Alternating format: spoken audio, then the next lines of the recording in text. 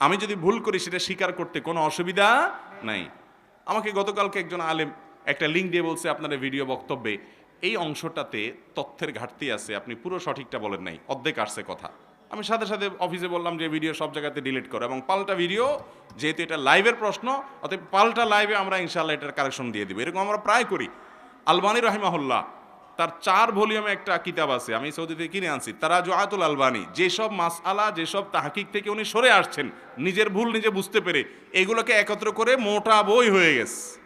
আর আমরা কোনো বিষয়ে যদি তর্ক করি, আমার ভুলটা বুঝতেও পারি, তারপরেও তর্ক করে ঠেলে নিয়ে যায় ভুল বুঝার পরও। এটা মুসলমানের চরিত্র না। মুসলমান হলো সাথে সাথে স্বীকার করবে, ও সরি আমি ভুলে ছিলাম, আলহামদুলিল্লাহ আপনারটাই সঠিক। এটা হলো মুসলমানের চরিত্র। ওই যে বললাম, আখলাক সবচেয়েতে বেশি ওজনী আমল হবে মিজানের পাল্লায়। অতএব আখলাক ভালো করবো তো ইনশাআল্লাহ।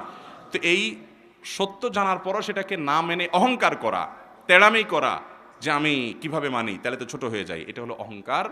আর মানুষকে তুচ্ছ মনে করা হলো অহংকার। কাউকে তুচ্ছ মনে করবে না। ইমানদার মনে করবে যে আমি আল্লাহর কাছে কোন জায়গায় দাঁড়িয়ে আছে আমার আমল আমি জানি না, অতএব যাকে আমি ছোট মনে করছি হতে পারে সে আল্লাহর কাছে অনেক প্রিয়।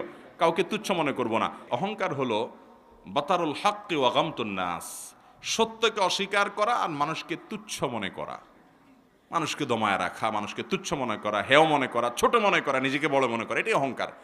অনেক লোক আছে দেখবেন, সত্য অসত্য নাই, সে তর্ক করে কুতর্ক করে যাচ্ছে। সে বুঝতে পারছে তর্কের ফাঁকে যে যার সাথে তর্ক করতেছে অরটা সঠিক, তারপরে মানলে যেহেতু ইজ্জত যায়, মাথা কাটা যায়, তর্ক করে ঠেলে নিয়ে চলে যায়। আছে না নাই? এটা অহংকারের কারণে হয়।